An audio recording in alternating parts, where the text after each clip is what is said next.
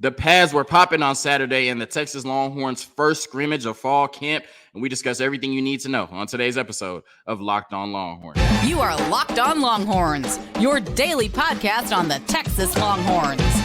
Part of the Locked On Podcast Network, your team every day.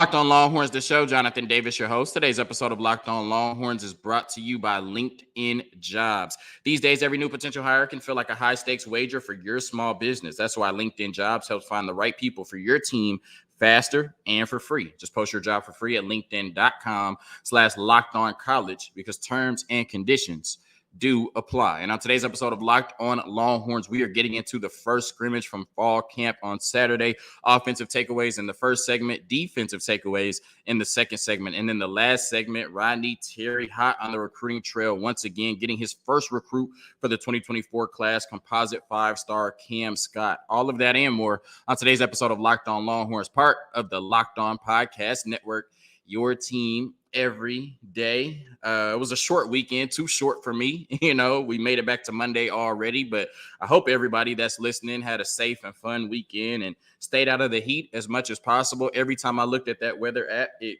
showed up in triple digits, right? It said 100 this weekend. It was really, really hot outside. So hopefully everybody stayed cool and had a fun weekend and is rejuvenated on this Monday, right? We know that we're getting closer to football season. It's about 19 days away. Sorry, I can't keep up with the tracker. But we know football season is upon us because they were popping pads on Saturday, like I said, in the first scrimmage. And we're going to discuss everything you need to know. And a lot of good things came out of the scrimmage. And so, I got my takeaways from it, right? On offense and on defense. These are from Horns 24/7 and Inside Texas, just kind of mixed in, some other stuff I saw on Twitter. So here we go. My first takeaway on the offensive side of the ball from Saturday's scrimmage, we're talking about the quarterback room. And we heard some good things and some not so good things from the quarterback room, but mostly good. Let's start with quarterback one, Quinn Ewers, who I can't wait to see take the field this year, starting, on September 2nd against Rice. And everything I read and saw from Quinn Ewers said he was in command, right? He may not have been the best quarterback on the field during the scrimmage. We'll get to that here in a minute, but he was in command and looked really good. They mentioned touchdowns that he threw to Jonte Cook and A.D. Mitchell. Xavier Worthy did not participate in the scrimmage. He had a green jersey on. Most people believe it was due to a stomach bug that has been going around in the locker room. Also, Jordan Whittington did participate in the early parts of the scrimmage. He was described as making some big catches, but then they said he suffered a shoulder or arm injury, but most people around the program, most people I've talked to or seen speak on it, right? They said that they believe that Jordan Whittington is fine and he should be good moving forward in terms of fall camp. And also, Quinn Ewers was able to use his legs to run one in. And that's something that we saw at South Lake Carroll, him using his athleticism. We didn't see it a ton last year. I know he had a rushing touchdown against Baylor. I believe it was either Baylor or Iowa State. I think it was Baylor. And then he used his legs a little bit at the end of the Oklahoma State game. And we expect this offense to be dominant this year, and he'll have no trouble passing the ball the majority of the time. But, there are going to be some scenarios where coverage is tight. The game is on the line, and you're going to have to make a play. And we know that Sark, for the most part, is anti-quarterback run, but Quinn Ewers certainly can use his legs. He's not Taysom Hill. He's not Trevor Lawrence or anything like that. He's not Daniel Jones, but he certainly can use his legs to pick up a first down. So good to see him, making that a big part of his game, at least in the scrimmage, and hopefully it translates on the field this season. But just him being in command, leading the offense and looking really good in the scrimmage definitely will start to translate when we play Rice on September 2nd. Now, he did throw an interception to Jaron Thompson. We also saw earlier in the week, the Texas football Twitter posted a tweet of a clip of Jalen Cataline catching an interception that Quinn Ewers threw. We know he's a gunslinger. We know he's not going to go through the season unscathed, but as long as he's making a lot more positives than negatives, you can deal with that with Quinn Ewers' arm talent. Arch Manning was described as having a really good day, maybe the best quarterback on the field in the scrimmage, and he was described as being a lot more decisive and looking really good in terms of making his reads, delivering the ball accurately and on time.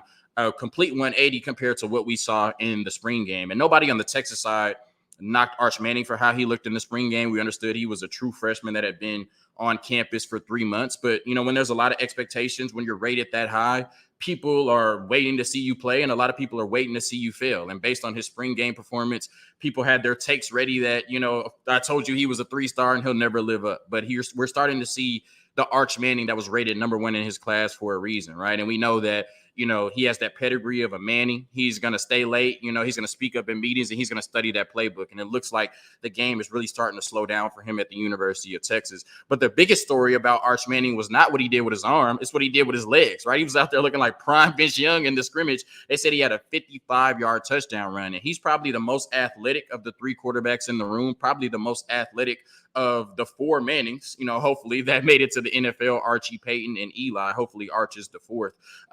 And so like Quinn, it's good to see when things break down, him using his legs to make a big play. My only concern is that if the first team defense could not catch Arch Manning, if the first team DBs could not catch Arch Manning, how y'all going to catch Jalen Milroe in week 2 against Alabama, right? Like, that's my only concern. You know what I mean? So I love to see Arch, showing out, in the scrimmage. And, I'll just take it as the offense getting the better of the defense. But we got to clean that up by the time we get to week 2. Because if Arch Manning taking off for 55, Lord, I don't even want to know what Jalen Milroe got cooked up his sleeve against Texas in week 2. And they also said he worked with the 2s and the 3s, right? And so, of course, you would, assume that he's working with the 3s. But him moving up to the 2s was a little interesting for me. And my next question or takeaway is what's going on with Malik? Because on Horns 24/7, they acknowledged that he threw a pick 6 to, Malik Muhammad, a true freshman corner out of South Oak Cliff. But they said he played well. Earlier in the week on Inside Texas, the comment was made, which I thought was a little disrespectful, but the comment was made that Malik Murphy is still trying to learn how to play quarterback. I don't think he's still trying to learn how to play quarterback. He's been a quarterback for years. He may not be where you think he needs to be, but he's not learning how to play quarterback by any means, right? But they also said that he threw a pick 6 and looked flustered for the majority of the scrimmage. And I think that's a big deal. One, because Malik Murphy has been on campus almost 2 years now, so you would expect him to be better than that. I know the defense is really good, but we expect this offense to be really good, and there should not be a scrimmage where he just looks completely flustered. 2, if Arch Manning is as good as we think he is, then that's not necessarily a problem that he is, getting closer and closer to maybe unseating Malik Murphy for that quarterback number 2 spot, right? Because iron sharpens iron. But we don't expect that to happen this season, especially that early on in the season, right? We also know that, Quinn Ewers can be a little injury prone. So if we have to rely on Malik Murphy this season, we would expect him to be good enough to keep Texas afloat in the Big 12 championship race. And based on what we're hearing, at least from the Inside Texas side, off the first scrimmage, I'm not sure how much of that is the case. So hopefully he picks it up and hopefully he gets stronger, this last month of the season. And, we'll see on the field, right? What he looks like, because the one time we've seen him in the spring game, he looked awesome. So these reports about him looking flustered and just not being all the way there is a little, confusing to me. But we'll see what happens when he takes the field, hopefully this season, in mop-up duty for Quinn Ewers. My second takeaway is that DJ Campbell looks like he's in line to start. He got the first team reps at right guard, and all sources say that he did really good, right? He's just a freak athlete at that position, a former basketball player at Bowie, somebody who's really strong, and they talk about he's just a mover, a road grader in the run game, right? The only question is, maybe understanding the full offense and his consistency in pass sets. But I think that he's just uber talented, and you got to put him out there and let him figure it out, right? And I think that what he can bring to this offense kind of brings, a skill set that nobody else in that room can bring, right? And so I think he can be dominant on that interior and really improve our power run game up front, because that's something that struggled in the spring game and in the first scrimmage on Saturday. They said they were not able to run up the middle. I think DJ Campbell gives you a better chance of doing that, and you could still put Cole Hudson at left guard or at center, where he's gotten some work over the offseason as well. So all signs seem to point to DJ Campbell taking that right guard spot, and I think that's better for the success of the football team this year. My next takeaway is A.D. Mitchell could be the number 1 receiver, and I know that the offense is going to run through Xavier Worthy.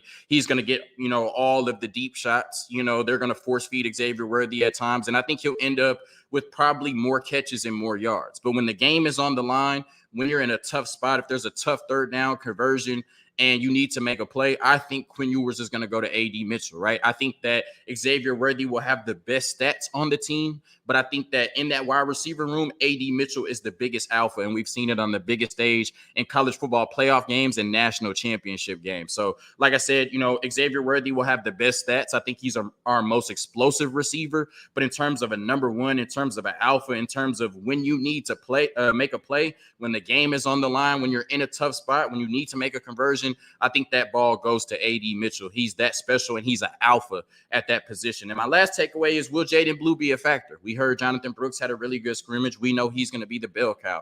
We've known since Cedric Baxter signed on the dotted line that he would be a huge part of this offense. And, the sources said that he was really good in the scrimmage. Keelan Robinson was mentioned as the third running back, right? And he's been really good. They said there was a 4th and 1 that he took 50 yards to the house, made a ton of plays, in the passing game and the running game. And we know what he brings to this team in terms of special teams, right? He's a really special player, a special leader, somebody that deserves to get touches on this football team. But I've said all offseason that Jaden Blue might be one of the most explosive players on this team. Jaden Blue, we saw what he did in the spring game, right? And this is a former number 1 running back in the country before he opted out. It just feels like somebody that you shouldn't be able to keep off the field, right? But I'm kind of getting like Alfred Collins vibes from Jaden Blue. Like, he's super talented, should be in this running back rotation, but it feels like the staff is just a little bit lukewarm on him, right? And the reports that we got about Jaden Blue were he got some touches, but none of them were, spectacular, or none of them stood out, right? And I think he's way too special of a player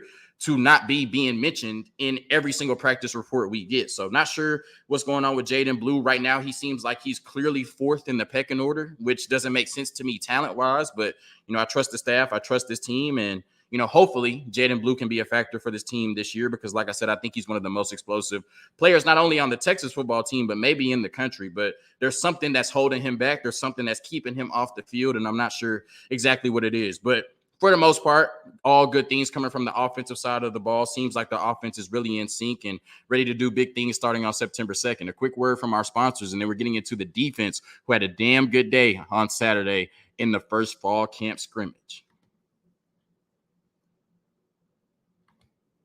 These days, every new potential hire can feel like a high-stakes wager for your small business. You want to be 100% certain that you have access to the best qualified candidates available. That's why you have to check out LinkedIn Jobs. LinkedIn Jobs helps find the right people for your team faster and for free. If you want to find qualified candidates that you can talk to faster and you want to post your job for free, then you need to go to linkedin.com/lockedoncollege. That's all caps, Locked On College, to post your job for free. Terms and conditions do apply.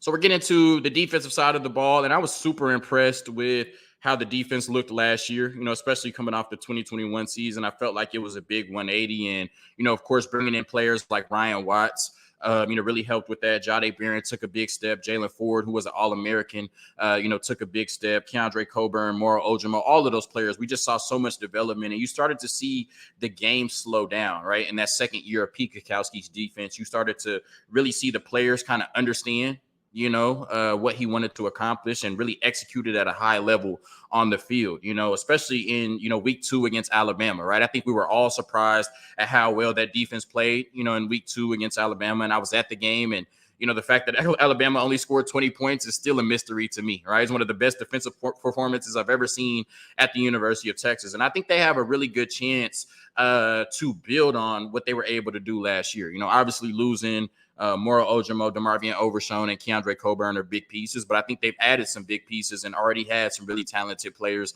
on the 40 heading into this season. So, I think what makes this Texas football team so special is not only do we expect an explosive offense that should carry us in most games, but this is not only a defense that won't lose you games. This is a defense that will keep you in every game and probably at some point this year is going to win you a game or two. They're that special, and I think they'll pick up right where they left off last year and possibly even improve under year 3 in Pete Kwiatkowski. My first takeaway from everything we've heard is that Alfred Collins is changing the narrative. And I think this is huge for the defensive side of the ball, right? And we know that he's probably one of the 4 or 5 most talented players on this defense. We've been saying it since 2020, but we just haven't seen it really materialize on the field, right? We've seen great individual spectacular plays in the Colorado game, in the bowl game. And then, he had a play on the goal line against Iowa State this past season, which led to Hunter Deckers throwing an interception in the end zone. So when he's on the field and when he's on, he flashes. But the problem is that's been more miss than hit, the last 3 or 4 years that he's been on campus.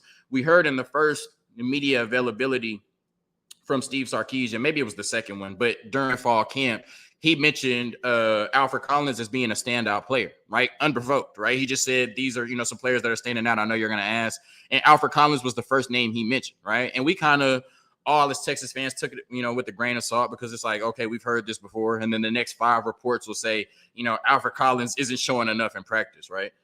Everything we're hearing from the scrimmage says that Alfred Collins was an absolute baller. So much so that, and this was mostly based on personnel, I don't think, this is how it'll go during the season, but he was getting a lot of run next to Byron Murphy, where T'Vondre Sweat was kind of coming off the bench to replace Ethan Burke to match personnel, right? So much so that you're really starting interior defensive linemen for the majority of the scrimmage were Alfred Collins and Byron Murphy. And we know Byron Murphy is just the epitome of consistency, motor. He's a dog every play, in and out, and he's going to be really special for this Texas football team.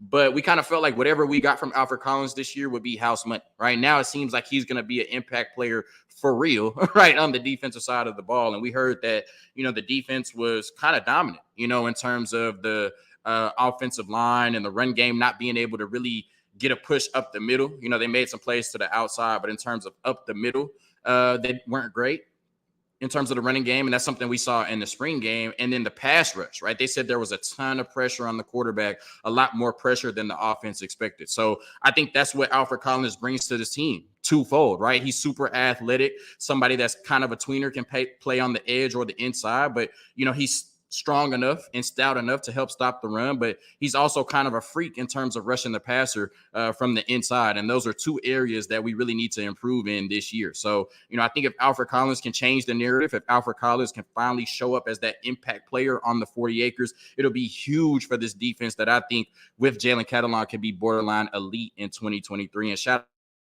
out to Byron Murphy, who, like I said, right next to Collins, was a dog on Saturday.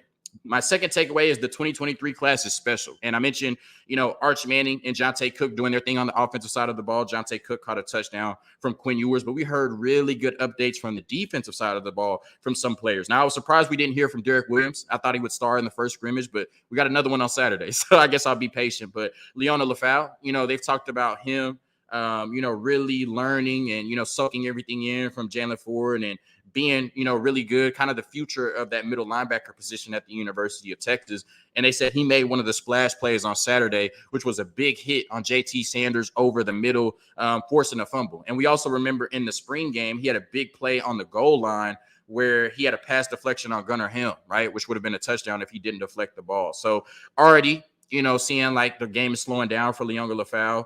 He's getting really acclimated to Pete Kwiatkowski in this defense, Jeff Choate, and what they want him to do. And he's made plays all offseason, right? And so he's going to be a factor for us this year, but I can't wait to see him as a starter possibly the next 2 years in the SEC. Anthony Hill, we know his pedigree. We know how talented he is. And they said he was all over the field. And what's so crazy about Anthony Hill is not only is he dominant in terms of actual production, not only is he dominant in terms of his instincts and diagnosing the play, but he's a freak athlete as well, right? Somebody who could, squat 500 to 600 pounds and was on his 4x4 relay team in track, in high school. So he's a freak athlete. I cannot wait to see him on the 40 acres. I've said a million times, I respect the fact that David Benda is starting, but I would not be surprised if by game 6, Anthony Hill is not out there starting at that linebacker position next to Jalen Ford. He's just too talented, too special of a player, too special of an athlete, future SEC Defensive Player of the Year at the University of Texas. And, of course, Malik Muhammad, they just talked about his pedigree being a natural corner, right, being a natural at that position.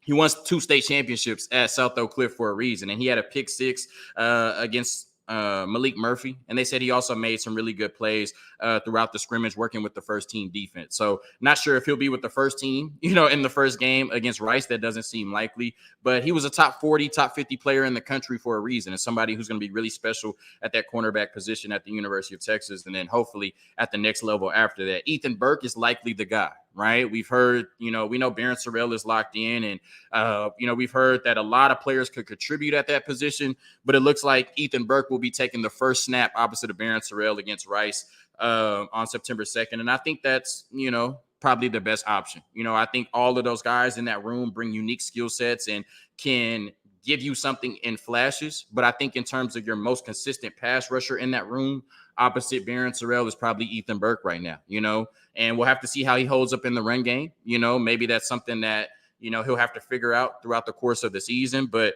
the goal of the game is to get the quarterback on his ass, right? And Ethan Burke, that's something that he's excelled in since Westlake. So if he's the guy opposite of Barron Sorrell, then I'm comfortable that the pass rush might be a little bit better than it was last year. And we know that Pete Kwiatkowski likes to bring the blitz, so they'll get a lot of pressure on opposing quarterbacks. And my last takeaway is kind of what I've said this whole time. The defense continues to win scrimmages. They continue to win the spring game, right? That's something that we saw last year, and that's something that we saw this year. We heard that they were really good in all the scrimmages last year, and we heard that they're really good in the scrimmages this year. So all that tells me is that that's going to directly translate to the on-field production this year. And like I said, I would be shocked if this defense was not as good as it was last year or better in the 2023 season. A quick word from our sponsors, and then we're getting into the Texas basketball team, where Rodney Terry continues to dispel those crazy rumors that he can't recruit.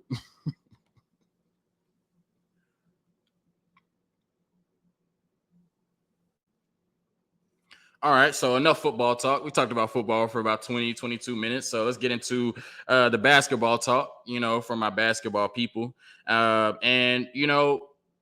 When we look at this team, I think for the 2023 team, Ronnie Terry did a really good job of filling out the roster. But as we see, with football, it's not as big a deal in basketball, especially now with the transfer portal and, all of that. But, recruiting never stops, and so Ronnie Terry is kind of figuring out, summer workouts, trying to get this team ready for the season. The season is creeping up on us, quicker than we think, but also trying to build out the roster for the next few years, right? And the only way you can do that right now, because the transfer portal, obviously we don't know who's going to enter the transfer portal after the season. The only way you can do that right now is through the recruiting classes, right? And Ronnie Terry has done such a good job in terms of moving around. I always say nobody works harder. He's at all of these camps, all of these summits, all of these different places where these young basketball players, the future stars of our game, are showing out, right? It seems like Rodney Terry is there every time, and it's paid dividends because he was able to go into South Carolina and get a player out of South Carolina, a composite 5-star in Cam Scott, 25th overall player in the country for the 2024 class. And he was considering, South Carolina, Tennessee, Auburn, all of those schools, Alabama, right? All of those schools in the SEC in his region in South Carolina, but he visited Texas and said Texas just felt like home. And now he should be one of the headliners on this team in the 2024 season, all the way from Lexington, South Carolina. Like I said, nobody works harder than Rodney Terry, 6'5", 165 pounds at that position, a big guard. And that's something that it looks like we've been kind of trending towards over the last few years, right? Those big guards